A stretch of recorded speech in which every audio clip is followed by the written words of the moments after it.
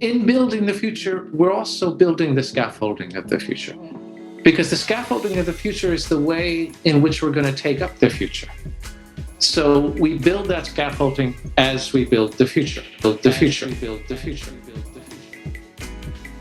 Today is Saturday, January 9th. The year is 2021. This is No Easy Answers, and I'm your host, Jules Taylor. Today, like all days, I have no easy answers for you.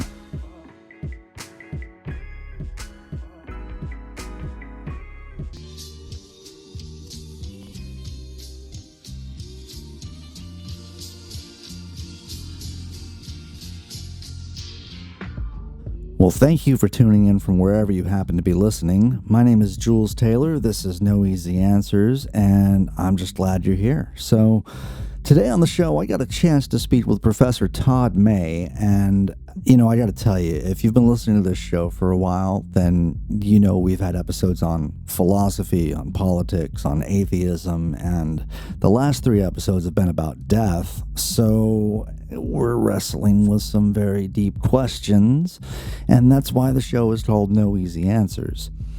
Todd May is the author of 16 books on philosophy. He's a professor of philosophy at Clemson University, and more recently he has published books on existentialism and moral philosophy. I highly recommend his books to everyone who listens to this podcast. As you'll hear in the interview, I started reading his book, and that led to reading about 4 more of his books, so I'm sure if you pick up a copy of A Significant Life or A Fragile Life, or if you read his book called Death, it's just a small book that has the word death on it. It's a delightful read.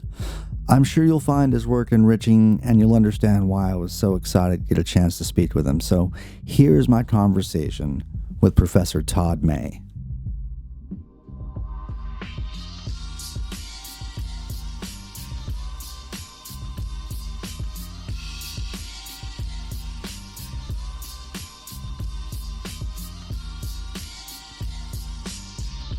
Welcome to No Easy Answers, and thank you again for accepting my invitation. I am probably the most excited for this interview that I've been for any interview, because that's the wonderful thing about having a podcast is you can just start reading books and think, oh, maybe I can contact the author of this book. And sometimes they say yes, like you have.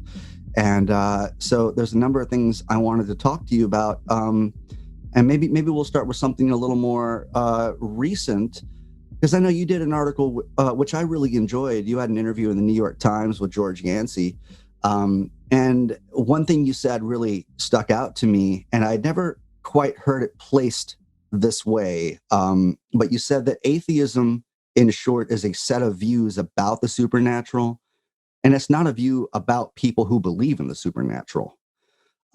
So before when we were speaking and I was talking about how as a young atheist, you kind of run into obstacles within that, whether you're trying to adhere to those beliefs very strongly, to attach yourself to them to where you may inadvertently come off as sort of combative towards theology. Or I think that it takes a certain type of tact as an atheist to remain cordial and amicable within conversations with theists from time to time. And so often atheism doesn't come off as like a belief so much as it lands on the person you're speaking to as a sort of rejection. And so I firstly wanted to ask you, how is it you manage such grace as you maneuver as an atheist in a world of theists? As I imagine you have to interact with the theology department quite a bit, and those are people that are around you. And so most of the other atheist intellectuals I have found in some way or another come off to some degree as abrasive towards theology. So I'm just wondering if that was a skill you developed or where that came from.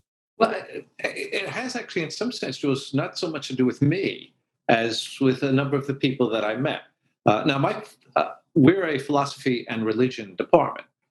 And my colleagues in religion, I think some of them are believers, but they're very keen to distinguish theology from religion, whereas theology is you taught from within the context of belief, whereas religious studies is you're taught about belief. Gotcha. So they don't bring their beliefs into the classroom, although I know what the beliefs of some of them are.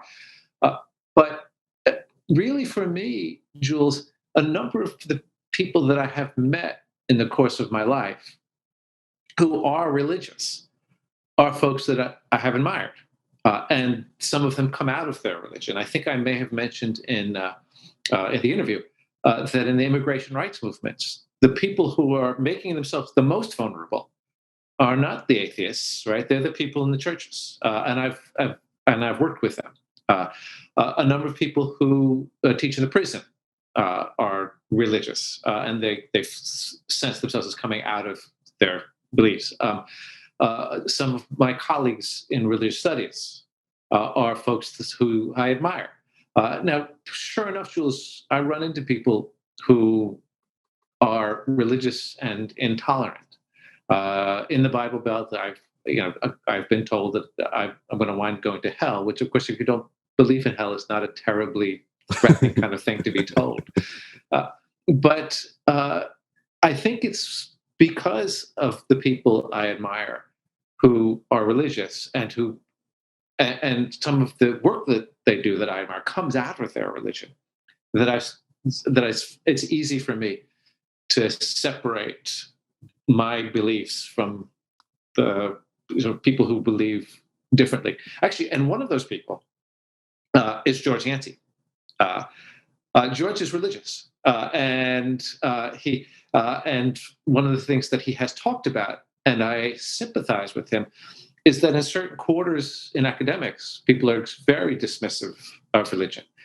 So here's a guy who has talked about race, who's had all kinds of threats and hate mail, and to me, is a courageous person. But he doesn't try to convince anybody. In fact, he approached me and said, "I want to interview somebody who is not a believer in a series that is generally dedicated to belief." Wonderful. Yeah, I really enjoy the conversation and your back and forth with him. And when you say that the people that you have admired that have come out of religion, I think I find a similarity there with you as well, because, when I started studying revolutionary politics and started my transition from like a liberal over to something further left than that, something past the DSA into however it is that I politically identify now, I realized that kind of, looking at the Marx quote that's kind of taken out of context where he says religion is the opiate of the masses. There's some stuff before that never gets mentioned along with that quote. And so I guess what I'm saying is that religion in a way was kind of like a double-edged sword in a way, and it cuts both ways in that to a certain degree, I think atheists might consider the church historically kind of a co-conspirator with the state, just to a certain degree. But I also think there has been, like in the Black radical tradition, there have been people that have come out of the church which have furthered the liberation process. And so it's in the sort of acknowledgement of people like Cornel West and Martin Luther King Jr. and this entire tradition that came out of the church that, not that I was combative towards theists before, but it kind of made me more open to engaging with theology at that point, to learning more about it and kind of synergizing that with whatever I know about philosophy to kind of further my lens on life. So that's a really cool thing that you mentioned in the article, and I'm glad that you brought that up.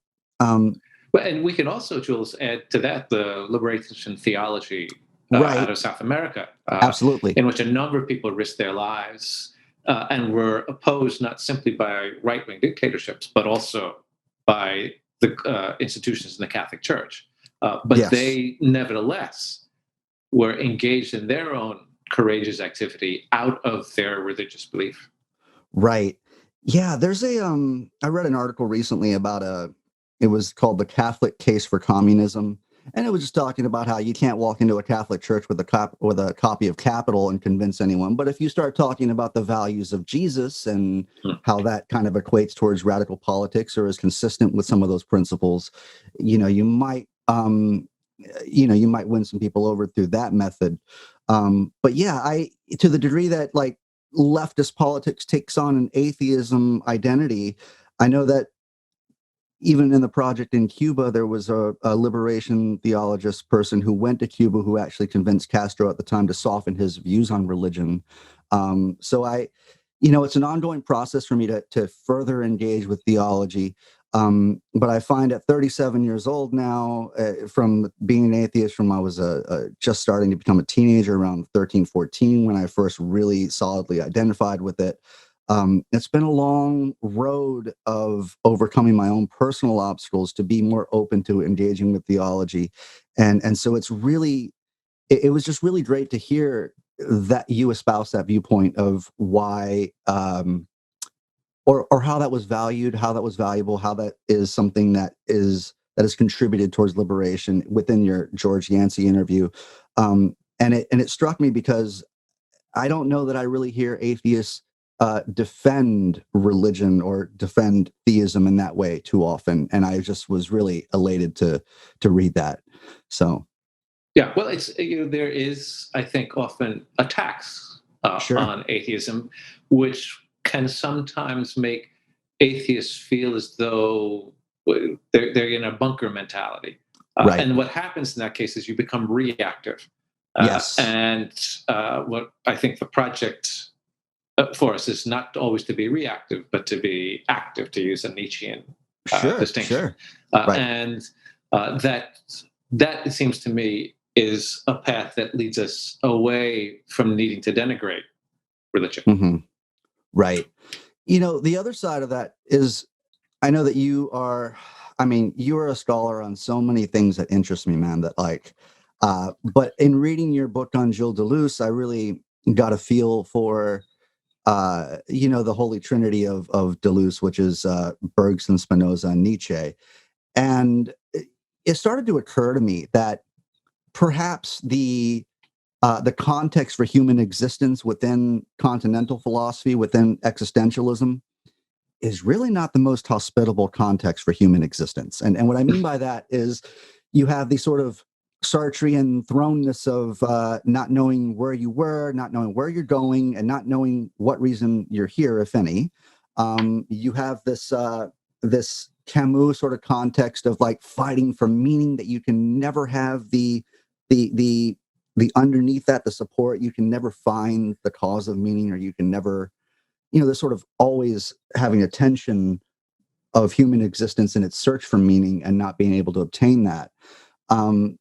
And I think that, as you describe with the modern question of how might one live, I mean, humans within the continental existential context find themselves more alone than the modern question, how might one live, could have ever imagined. So one, I want to ask you, to what degree does your atheism comport or is consistent with continental philosophy and existentialism? And two, is there a friendlier context within this stuff? Like, is there like some sort of friendlier version of this that doesn't leave you stranded in the cosmos, that is indifferent to you? Well, good. So there's a lot in that question, Jules. Let me say a little bit about the history of French continental philosophy, and then come back to existentialism. Because existentialism, rightly associated with Sartre and Camus. I mean, Camus said he wasn't an existentialist, but come on, right? That was reacted against by the next generation of French thinkers. That would be people like the Marxist Louis Althusser, a little bit later than that, Michel Foucault, Deleuze. And what they objected to was not the sense of meaninglessness or lack of cosmic meaning, if I could put it that way. Sure. What they objected to was a sort of individualism that seemed to inform people like Sartre. So for Sartre, we are completely free. We make up our own meanings. We create whatever sense of ourselves that we have. And I think it was recognized, particularly by people like Foucault, and also, by the way, by Sartre's contemporary, Maurice Merleau-Ponty, that we are, in fact, involved in history and in society in ways that don't really allow us to create our own meaning isolated from everyone else, but also open the possibility, and this is the optimism, of creating meaning together with other people. So, although this is not a cosmic meaning, the Right. idea that we are socially involved and that our lives can become meaningful within the social context is one that I think you see in later philosophers. And if you push even further to more contemporary philosophers, there is, for instance, the French philosopher Jacques Rancière that I've written on, for whom political movements can be deeply empowering for people. And so I think you see moments of optimism in the social context post existentialism. But that doesn't deny the existential credo Right. that we're here without a cosmic meaning. So I think people have a tendency, Jules, to jump from the idea that there is no cosmic meaning to the conclusion that, well, it's all just meaningless and everything just sucks. But in my book, A Significant Life, I said that's too quick a leap. That in fact, to decide that there is no cosmic purpose that we have doesn't force you to conclude that there's no way to think about meaning. So I try to offer another way to think about meaning and what can make a life meaningful, right, in that book that didn't rely on cosmic meaning, but rather relied on the sort of social and historical circumstances in which we find ourselves. That's really interesting. I was just listening to someone say the other day about how, in addition to whatever political ideology you subscribe to, underneath that are all of these sort of primary questions of, how might one live? How should one act? Underneath that even though we are involved in these political systems, there are still these underneath questions that must be answered, or that we must attempt to answer in order to have some sort of existence. But that there's simultaneous overlay of the social, which has the political, that also interacts, that these things can be simultaneously true, that we can have the existential credo and also the sort of post-structuralist system of contingencies, which is the social network that is plays a part in determining all of our paths. And you speak to the optimism of some of the philosophers that come after the existential project, and I feel like the optimism that you mentioned, I really got a sense that there was an optimism out of Deleuze in his ontology of creation, that it wasn't just discovery, it wasn't just exploration, but it was creation as well. So that was mind-blowing to me, and I don't know why that distinction, that seems like it was right there the entire time, why I never noticed it. But Foucault, let me say a bit about Foucault and Deleuze both. So, because Foucault was thought of as extremely pessimistic, and sometimes he described himself that way. But later in his life, he actually started to evidence the optimistic characteristics of his thought. So he said at one point, look, he has a certain optimism, which is that things that we're told are inevitable, what he called anthropological constraints that we can't change, in fact, are products of a contingent history. There's so much that we can change that is presented to us as though we can't. And so he tries to show us why things we're told, this is just who you are, you can't change that, turn out to be historical constructs that we can change. And so I think there's an optimism in his thought. Now, Deleuze's thought is just straight ahead optimistic. Right? He said that the nature of being, the nature of what there is such that you never exhaust the possibilities of creation.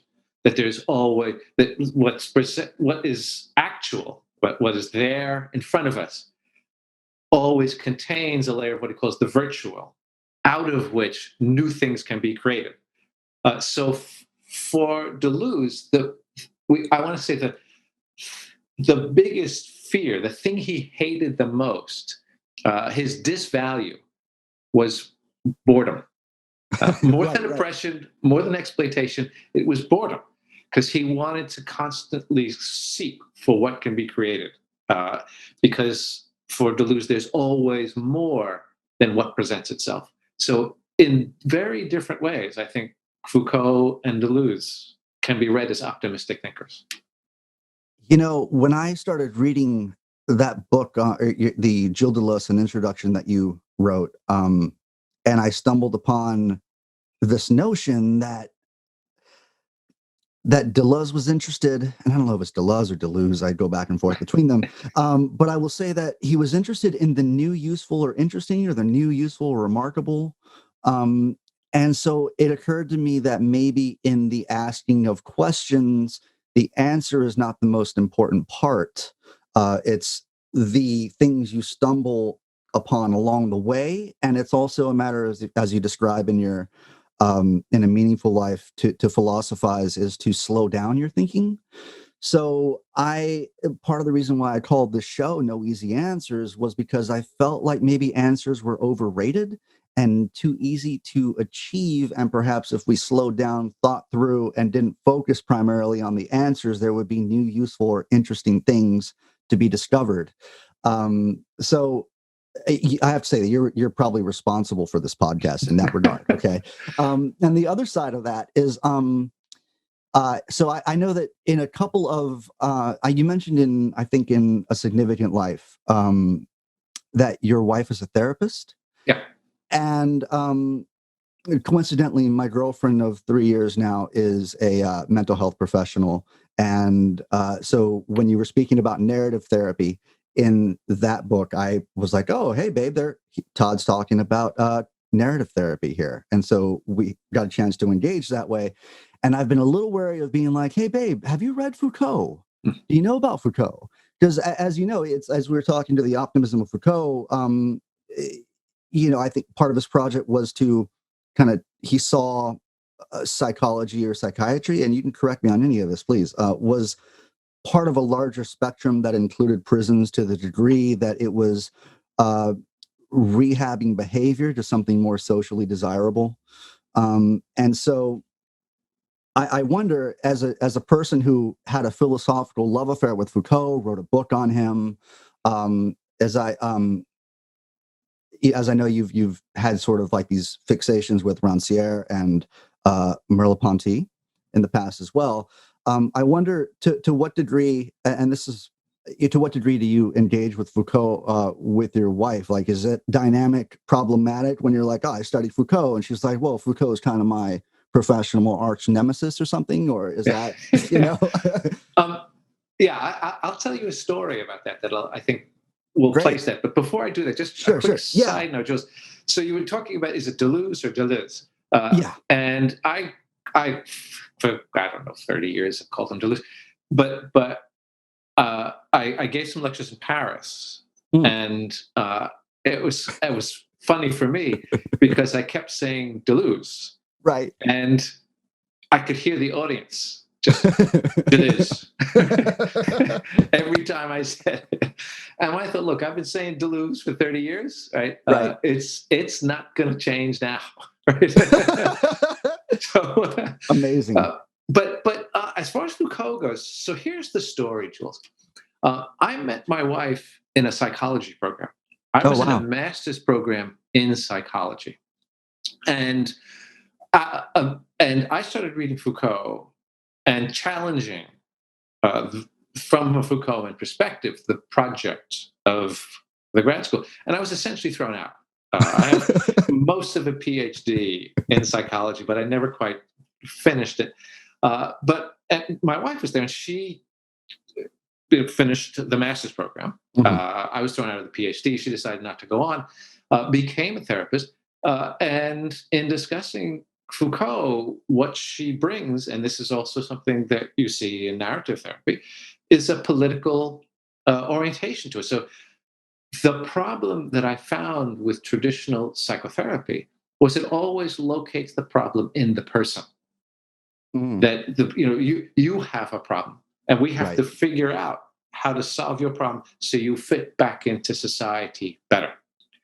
So my wife took up the insights of people like Foucault. And narrative therapy has a mantra, right? They say, you are not the problem is the problem.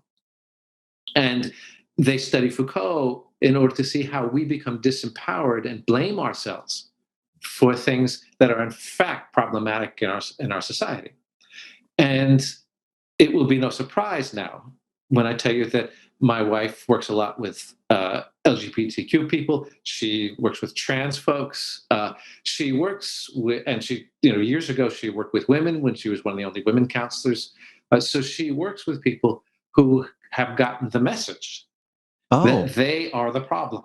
Right. Wow. And then helps people to understand, among other things, that what is often ascribed to them as problematic part of who they are, in fact, is coming from a set of historical and social arrangements of the kind that Foucault described. So I think there are ways, and narrative therapy, and my wife really taught me this, there are ways to do counseling that are politically informed.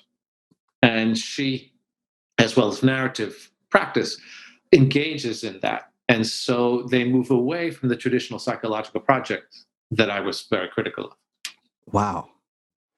Yeah, I mean, I'm about 15 to 20 pages into your book on Foucault at this point. I'm just going down your list and reading all your stuff at this point. I try not to gush here with you, but that's basically what I've been doing and how I spent this quarantine.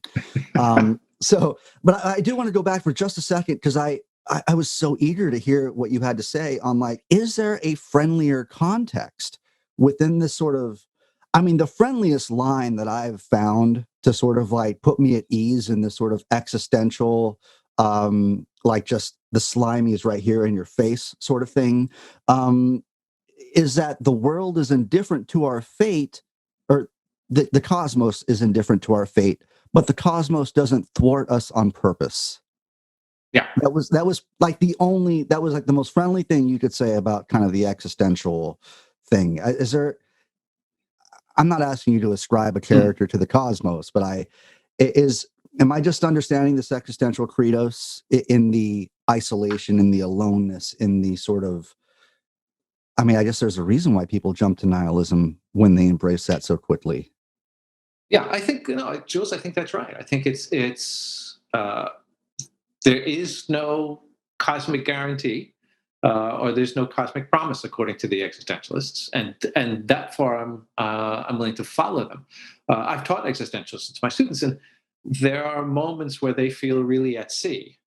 Right. Now, of course, not all people called existentialists were atheists. If we go back to the Danish philosopher Søren Kierkegaard, right, he was a theist, but he said you had to make a leap of faith that wasn't grounded in any kind of rationality in order to get to the faith that you had. But if we leave people like Kierkegaard and perhaps Dostoevsky aside, the 20th century existentialists are largely atheists. Again, with exceptions, Gabriel Marcel, Martin Buber. And if you embrace that, I don't think there's any other kind of optimism to be found there, in terms of asking something of the universe, right? You're right. It doesn't thwart us because the universe is indifferent to us. Right. But there's the leap that people like Camus make to say, well, there's no other place to find meaning. And that's the leap I don't follow them on. Well, once I arrived at this question where I was like, I need to ask Todd if there's like a friendlier context or if this is just like straight no chaser. I wanted to also tie this back in with the original question about how you remain so graceful among theists, and that I've found that, like, I might be able to live in this context, right? So I might be able to think of the aloneness in the universe and handle life on life's terms. And it's not that I want to say that a person that is unable to do that is different or worse off or what have you. It's just that I have an abundance of sympathy for folks who do not wish to live in such an inhospitable context. So that was, I don't know, that was a way of wrapping that question back into the original, because it's hard to read this stuff and arrive at these places and to ask yourself uncomfortable questions. And then when you're done reading for a second and you really stew on it, you're like, wait a second, this is actually hard. It's hard to grasp it. First of all, it's hard to read it. Second of all, but then you get there and it's hard to hold on to that context, being that the cosmos is so indifferent. And I can understand why someone would turn away from that viewpoint, or even make the jump to nihilism, like we mentioned.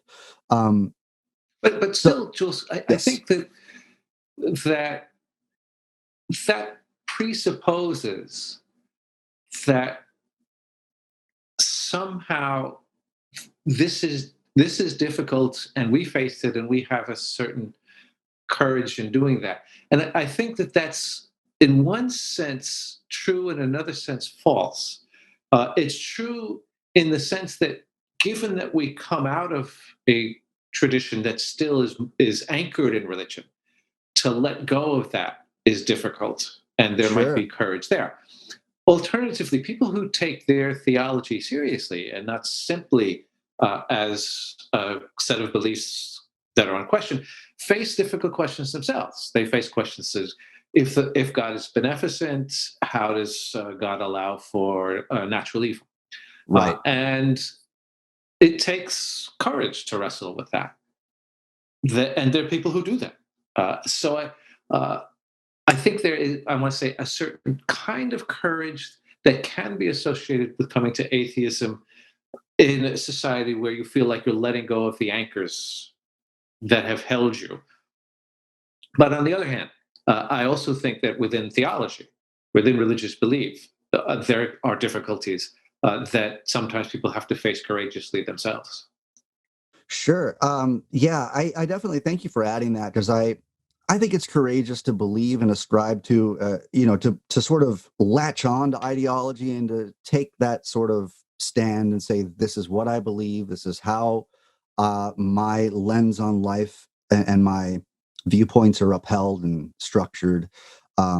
So it takes courage to latch onto that, whether it's a theism or atheism or what have you. So, and I above all, during this conversation, I don't want to slight Christianity or theology or anything to that degree, because I'm just past that point in my life where I feel like I must be combative, and now I'm sort of curious and investigating, not necessarily with an interest in a god or theism, but in studying the nature of why someone would attach to that versus why somebody would choose not to attach to that. And I think a lot of that has to do with the specter of death, the specter of the unknown. And so I read your book on death, and you wrote that I want to say you published that in 2008. Yeah, and yeah. A significant life in 2015, a fragile life in 2017, and a decent life in 2019. Is that correct? Right. Wonderful. So you wrote a book on death, and then you wrote 3 books on life. And I kind of read all of those at the same time. So the books on life kind of blur together, but the books on death, I feel like, in what ways did your book on death fuel all of your books on life, or were you taking things from that book to create those? This is interesting. It's because the book on death is 2008, and the next one's I think 2015. I think Right. Right. And so I guess one way to put the question is like, hey, dude, what's the gap about? Right. Yeah. But it's a very pedestrian reason for this. The press that I originally published the death book in was not Routledge, which is where it is now. It was a small British press called Acumen. Okay. And it was in a series that was supposed to tackle the big questions of life, coming out of the spirit of ancient philosophy, and to do so without footnotes, in small, cheap editions, which they did. And then Routledge proceeded to buy it and then jack up the price 3 times of what it was. Oh, right? Yeah. It's a way overpriced, just for the record. Right. Gotcha. Yeah. And what I saw myself as writing, what Acumen was publishing, were small, cheap books that people could read without a philosophical background. And I thought to myself, I saw the series. I had published with Acumen before. And I thought two things. One, if you're going to come out of ancient Greek philosophy and you're going to talk about different themes, you have to talk about death. That has to be a theme that you talk about because the Greeks think about it. And the other thing is, this was an opportunity to write something that would speak to my kids as they got older. I fear this idea, Jules, that my kids would get older and then somebody would ask them, "What did your dad do?" And they said, "Well, he was a philosopher." And they said, "Well, what did you learn about life?" And they said, "Well, nothing. He just wrote books nobody could read." So I thought this was an opportunity to talk about something that was important coming out of Greek philosophy, and that would give my kids an opportunity to actually have a lesson. And I wrote it essentially for them, and I pitched that to the editor, and he liked it. So that was at the time a one-off. I've always liked to write in ways that the maximum number of people can read. And so continental philosophy. Continental philosophy can be pretty obscure, and actually, I'll say this about that as well, Jules. That when I went into continental philosophy, people were talking in my grad school, so they were talking in jargon, and I thought, these people understand what's going on, and I don't get what's going on. So I'm going to have to catch up, and the only way I knew to catch up was to start translating things out of the jargon into words I understood. Right. And once I started there, I just stayed there and tried to stay away from the jargon. So I published a couple of other books, and at some point I started thinking, and I think this is an age thing, Jules, that although I'd been involved in political writing and political organizing, I just wanted to think more about my life and what the issues that you said earlier in the interview are underneath some of these things. Right. And that's where the first book came, the Significant Life book. Then the Fragile Life book came after that, because it was a bit natural, because I had been, in thinking about the meaning of life, I'd been exposed and was spending time with Taoism and Buddhism and things like that. So the Fragile Life book was natural after that. The third book was not. The third book came because I emailed my editor at Chicago, Elizabeth Branch Dyson, who's just a great editor. And I said, Elizabeth, I'm out of stuff now. I got nothing else here to say. And she said, let me think about this. So she said, can I call you? So she called. We usually go by email. And she said, Todd, I was thinking, what book would you write that I would like to read? And she said, do you know Peter Singer's work? Jules, I don't know if you're familiar with it. So effective altruism, things like that. So Singer wrote, she said, Singer's book, The Most Good You Can Do, where people talk about giving kidneys and taking jobs on Wall Street so they can make a lot of money, so they can give it all away and things like that. Mm-hmm. And she asked me, are you familiar? I said, oh yeah, I know that book. She said, would you be willing to write a book, The Most Good You Can Do, for sane people? That's great. And immediately I knew what she was talking about. And within a week, I said, I know exactly what you're talking about. And so within a week, I had an outline. Wow. And things went from there. But that book was not conceived as sort of as a series. I know it's a Significant Life, a Fragile Life, and Decent Life. But the title led it to be continuous in the sense that they're all dealing with life issues. What makes life meaningful? How do we deal with suffering? How do we be decent? Right. Yeah. So it has that continuity. I want to say, I think I just said that I came upon death or all of them at once, but I think the main entry point to your work was A Decent Life for me, if I remember, because at the time I was trying to produce the first or second episode for this show, and I really became infatuated with moral theory.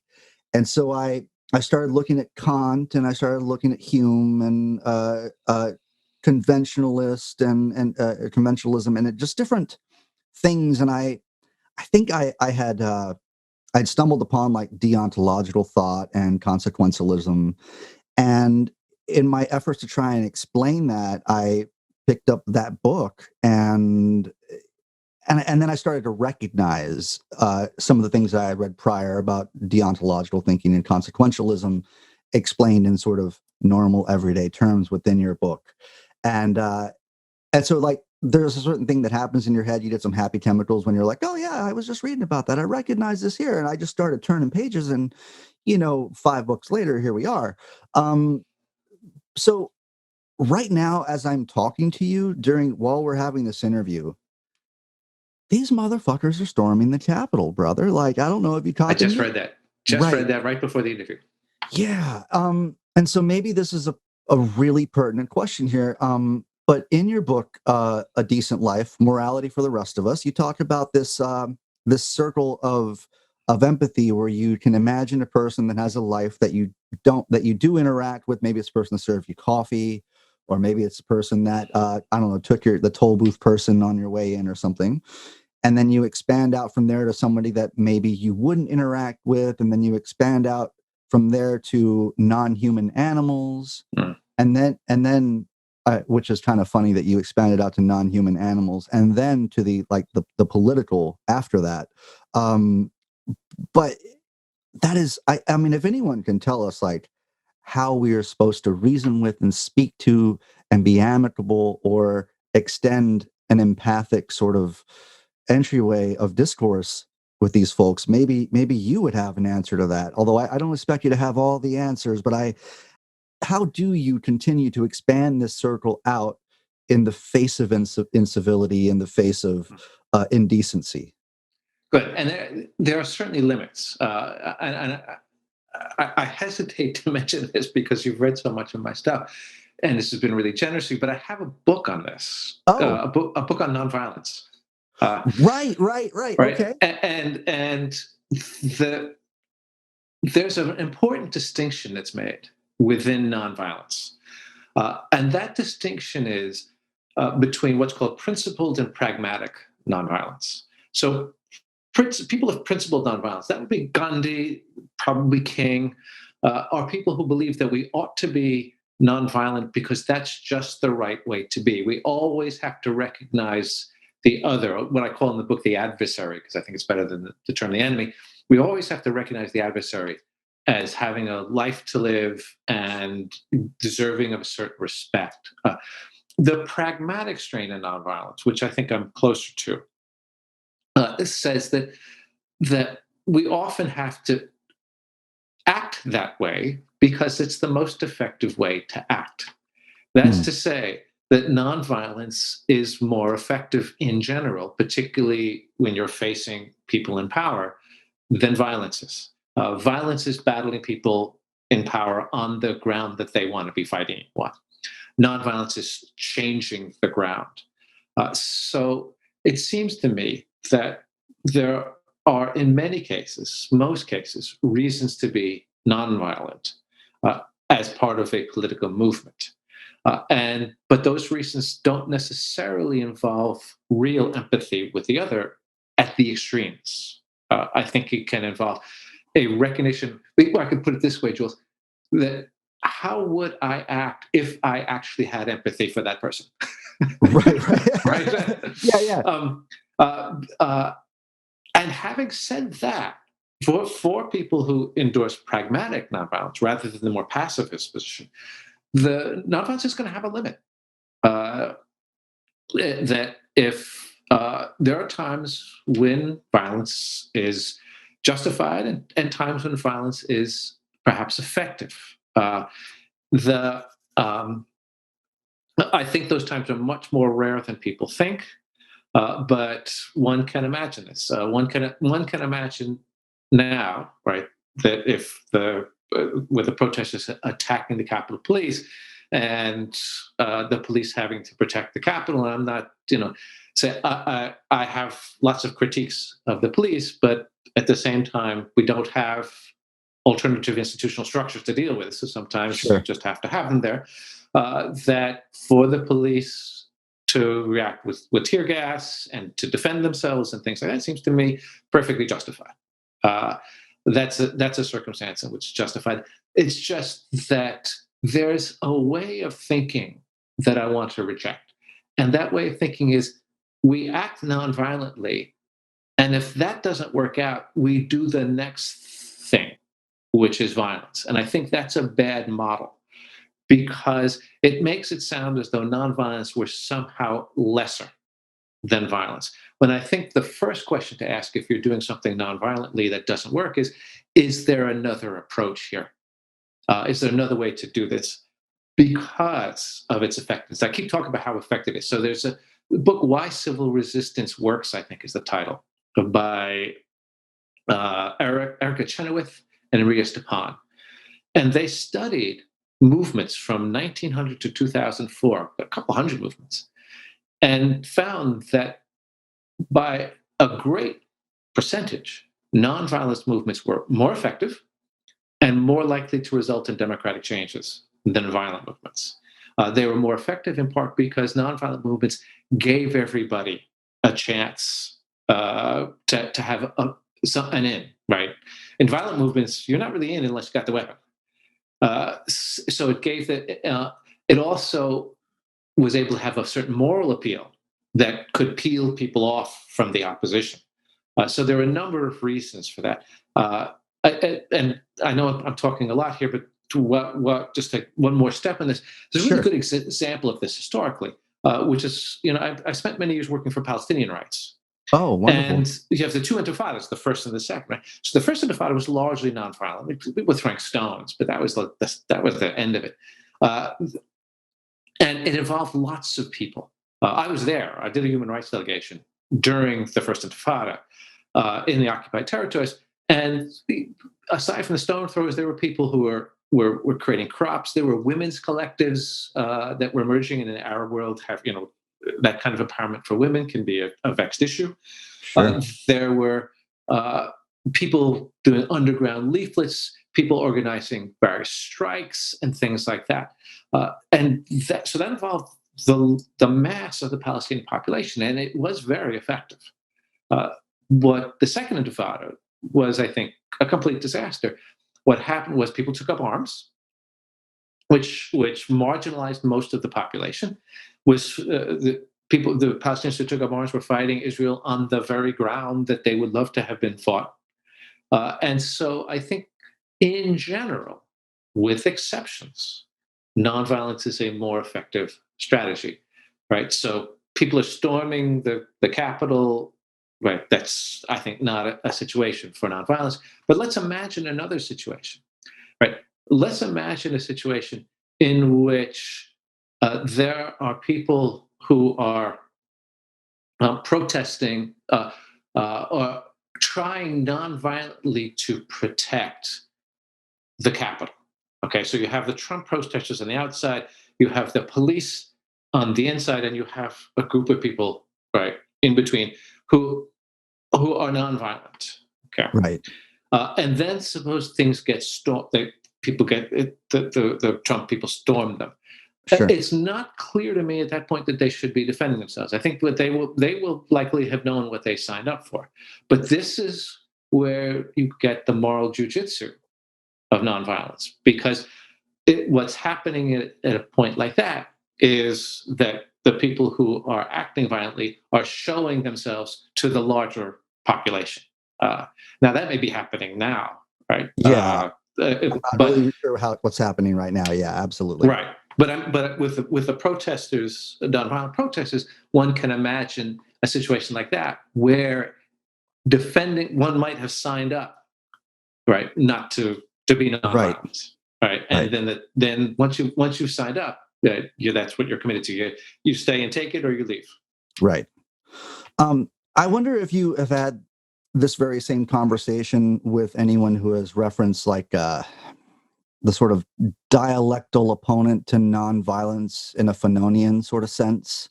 And I wonder, because I'm very online. I'm on Twitter a lot, and a lot of my friends online are Marxist-Leninists, and I feel like maybe the same reasons why these hardliner Marxist-Leninists have a problem with Foucault, in that they feel Foucault has like obscured power, and maybe to a Marxist-Leninist, power is seated within the bourgeoisie, and that is the object of ire, and to which all effort should be directed towards.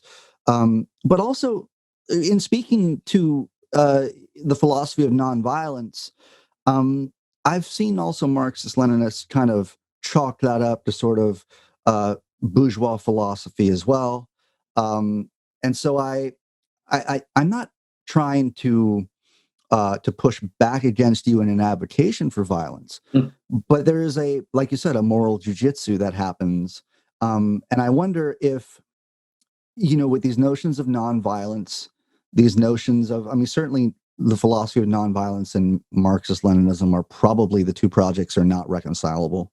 But I wonder to what degree uh, the project of Foucault, to the degree that he obscures power and maybe hardliner Marxist Leninists reject him, I wonder if there is ultimately a reconciliation of these two projects together. Because I've always felt like you should take the good things out of projects and integrate them, and kind of like a cafeteria philosopher, I suppose. You take what you like and you put back what you don't, or you don't. So, but Foucault and the Marxist Leninists and nonviolent philosophy, uh, are these things reconcilable, or do you think that, I mean, we could put aside the nonviolent stuff and really talk about Foucault and Marxist Leninism? Because, like I said, I have friends online that do not like Foucault and they reject his project. But I think any study of power, especially seated within history, as Foucault did, is extremely valuable and should be at least read and understood. Good. Good. I want to talk a bit about power and a bit about violence, nonviolence, because I think these are related, and they're related in this discussion back and forth. So Foucault rejected what he thought of as a Marxist reductionism, that all power can be reduced to class relationships. That's what he rejected. Uh, he said, no, their power appears in different ways, and those different ways are not simply reducible to class relations. He talked about class relations, but he didn't want to reduce the power relationships to that. And I think it was an insight that was taken up by feminists.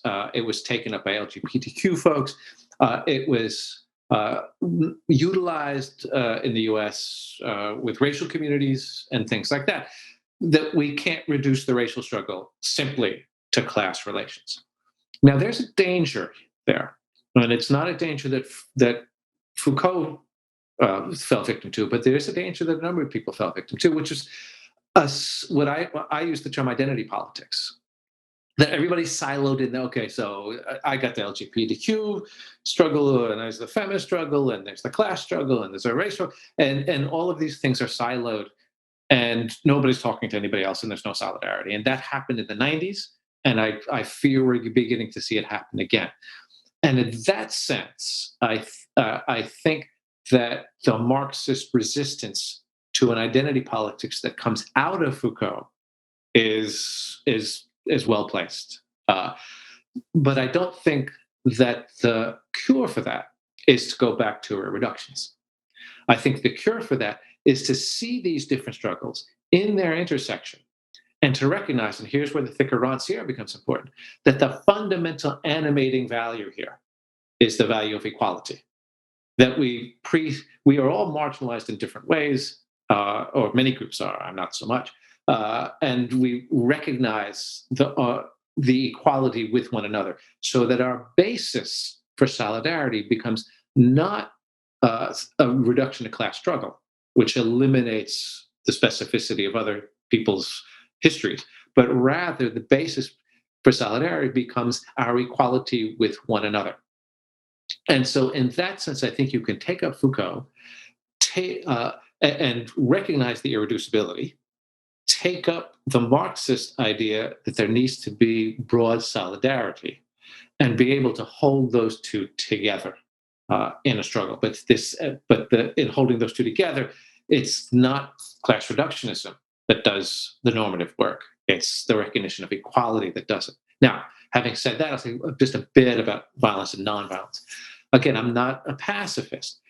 My worry about some Marxist, let's say, embrace of violence is, first of all, it's not clear that it's necessary for a Marxist to embrace violence.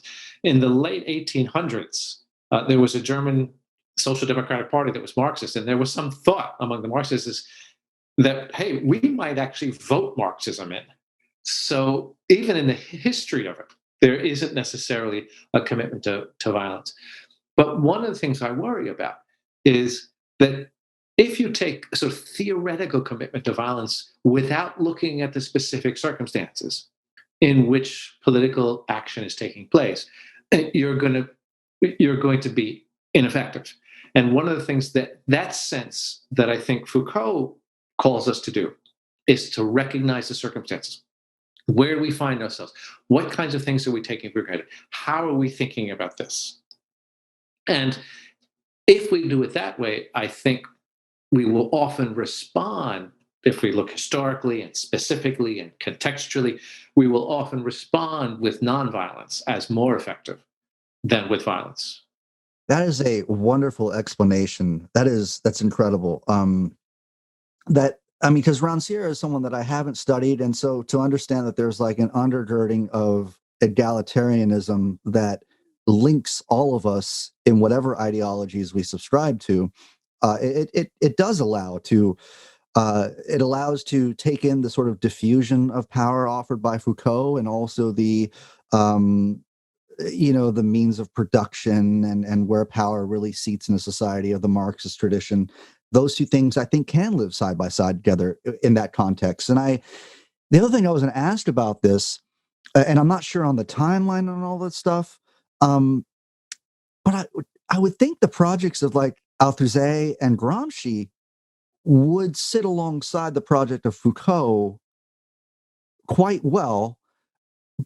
But I don't see the rejection of Althusser and of Gramsci that I do of Foucault within Marxist circles. Right. Well, Althusser and Gramsci called themselves Marxists. Althusser he's a tricky bird, right? Because he talked about that things were a matter of economy in the last instance.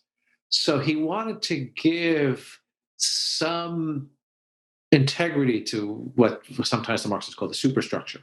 Right. But the slippery part is, what do you mean exactly by the last instance? Because that last instance can be that, on the one hand, if it doesn't mean that much, you're floating closer to Foucault. On the other hand, if it means a lot, then you're floating closer to a class reductionism. So he was a bit squirrely about all that. Gramsci's an interesting case as well, because for Gramsci, he did really give credence to the ideological overlays. I think one difference between Gramscian type thought and Foucaultian type thought would be that Gramscian type thought, and I don't know if this would be Gramsci, but people who take Gramsci within the Marxist tradition, they talk about ideology as something that obfuscates or covers over the real situation. Right? So the bourgeois ideology is there as a veil so we can't see what's really going on. And Foucault's approach is different. His view is that in as much as we take up this ideology, it actually creates us to be certain ways. So it doesn't simply cover up what's going on, it can actually produce it. So, for instance, in as much as we think about ourselves as psychologically oriented beings, or think about our sexuality in certain ways, we can become that.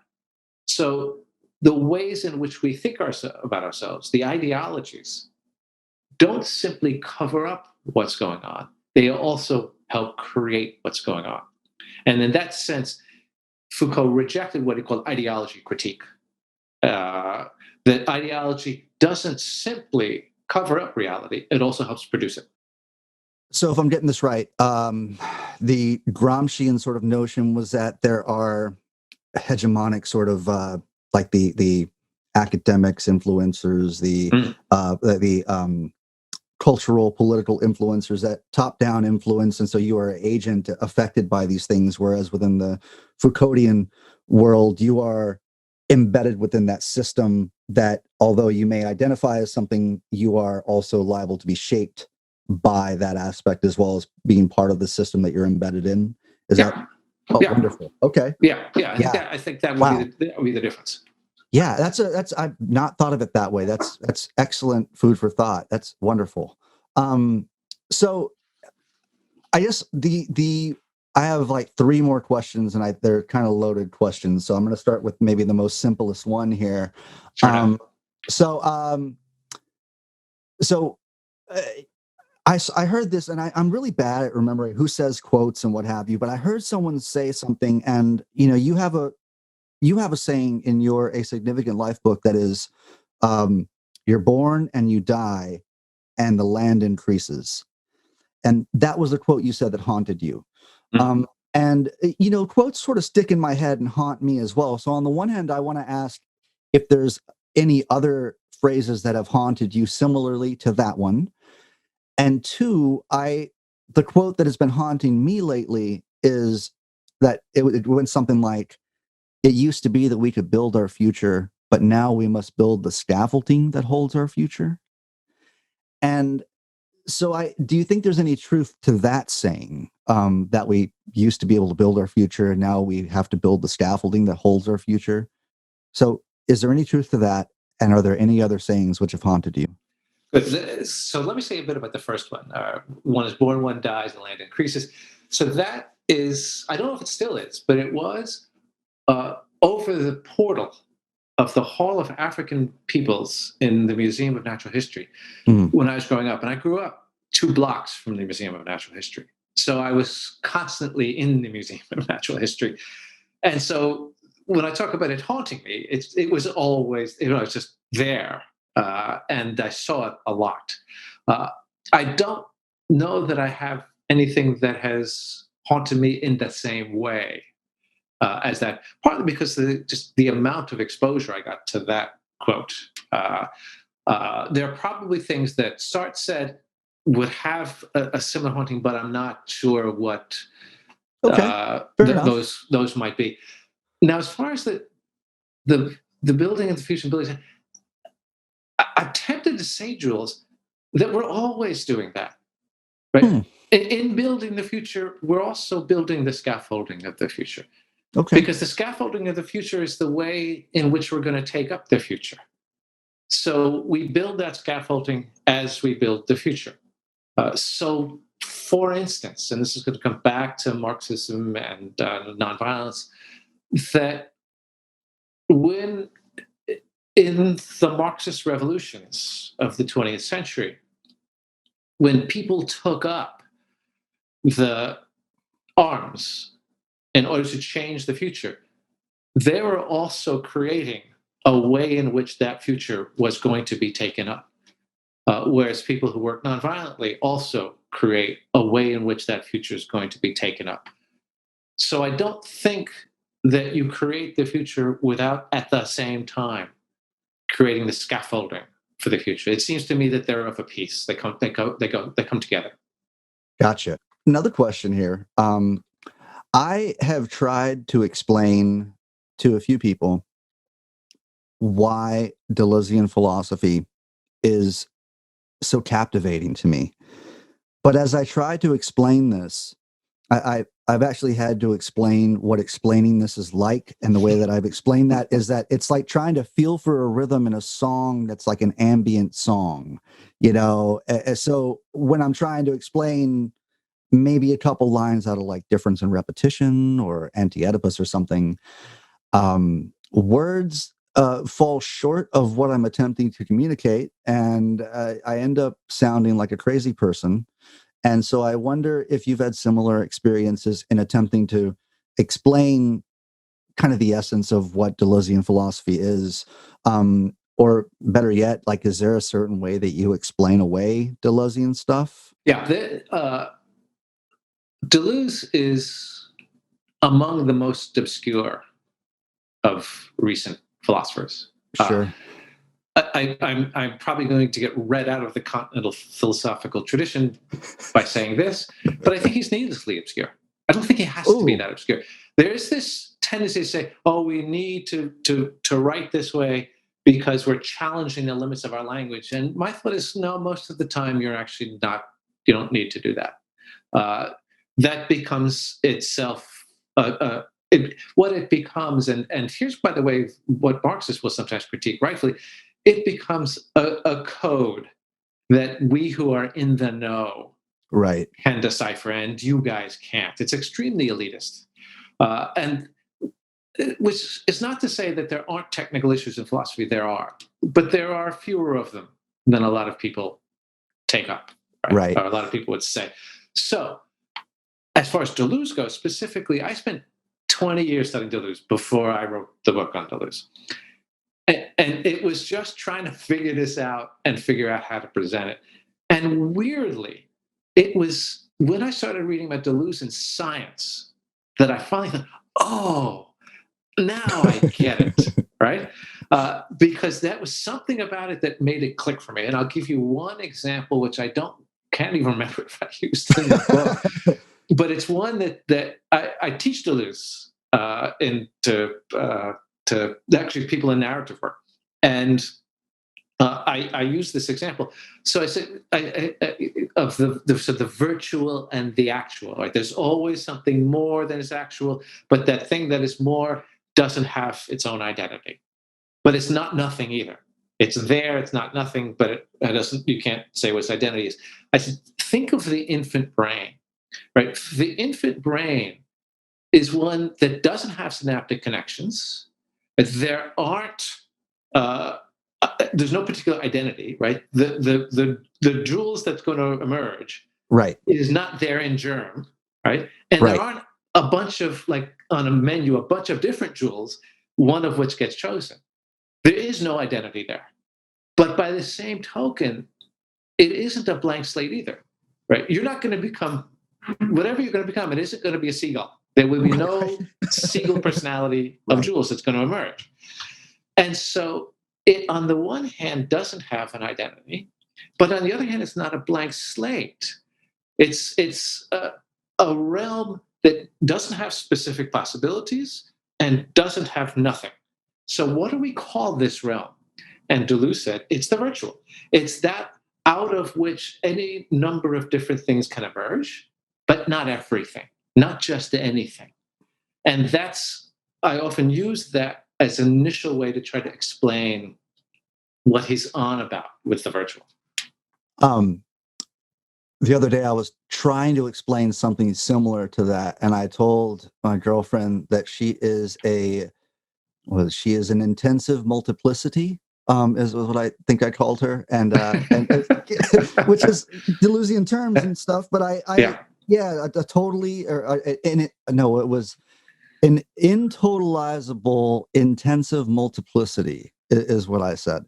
And I think it's just so wonderful, man, that like that like the person that is you out of a convergence of a panoply of contingencies of and if you rewound the evolutionary tape and played it back, it may not play out the same way.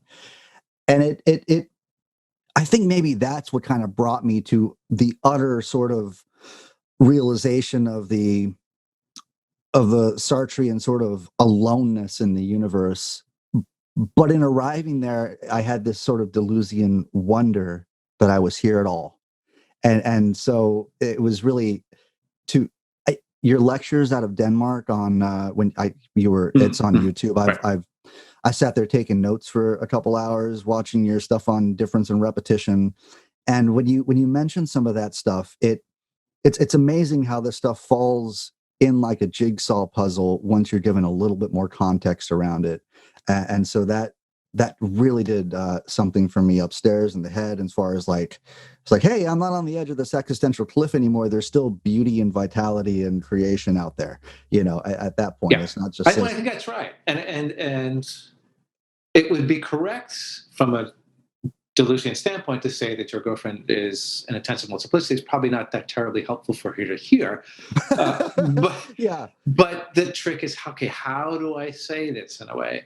And so once I start to see the science, like the infant brain, and then recognize, okay, so the infant brain actualizes into something, Jules, Right. but the multiplicity still, but the virtual is still there. The virtual changes his character. So the actual affects the virtual as the virtual affects the actual. But if you ask the question, okay, so how is the virtual changed? The answer is we can't say, because that would presuppose an identity. The virtuals change. There are things you can become more than you probably recognize at each stage of your life, but we don't know what those are. And that's why Deleuze uses a term that is a term that Foucault uses in regard to the future, which is that you experiment. You experiment because you don't know what you can become. So you experiment in what you might become. Right. Wow. Yeah. That's amazing. I'm just sitting here reveling in all the stuff you're telling me, and it's just so wonderful. It's like, for a person that is pretty pessimistic about life with all the shit going on in 2020, this has really been a shining light of like optimism, and brings a twinkle back to my eye. It's like all of a sudden, when I start listening to this stuff, I want to become engaged with the world, with creation, with discovery, with exploration, with experimentation. And so I try to explain how philosophy, and specifically factoring in Deleuze within all of that, how it's like been really beneficial to my life. And like I said, in trying to share that, I've been sound like a crazy person sometimes.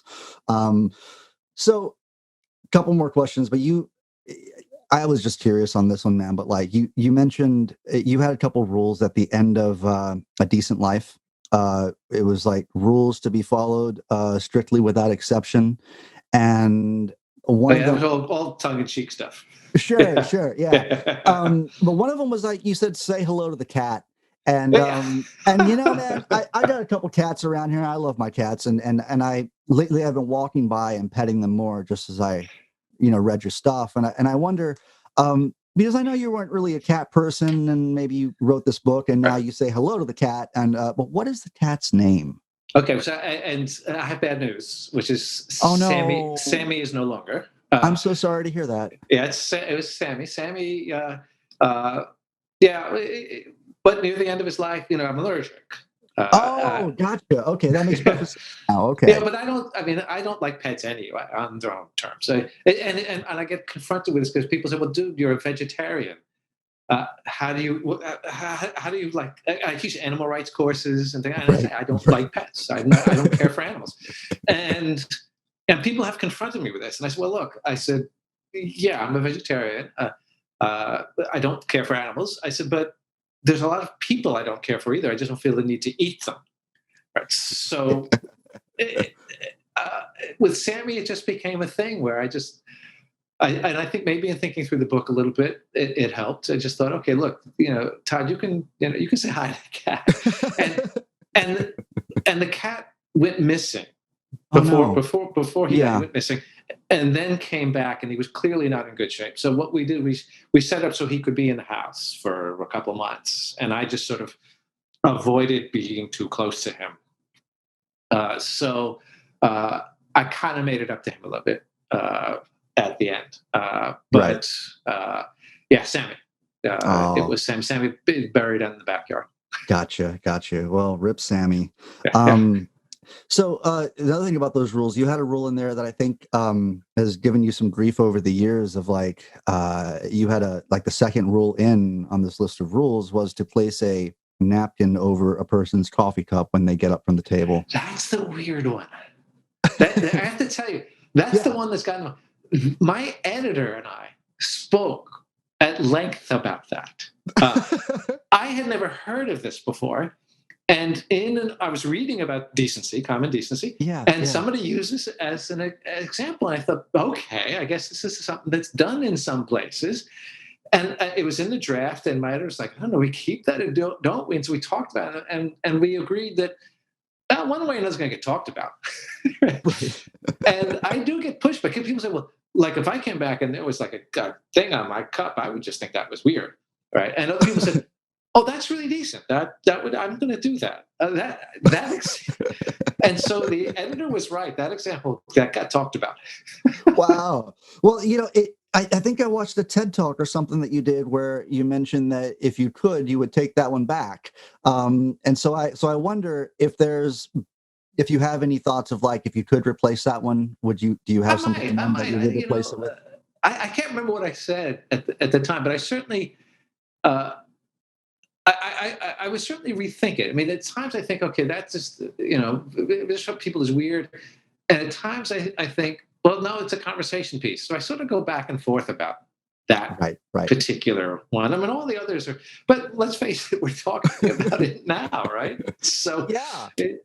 Well, I just didn't know if there was something that, I didn't know if there was something that you thought, if you had the opportunity to replace that one, if you had something else brewing since you published the book at that point, because these things sit in your head, and then maybe later on, like, oh shit, maybe I should have said this instead. Yeah, no, there are always things that you look back and think of as, well, I might nuance this or I might nuance that. Right.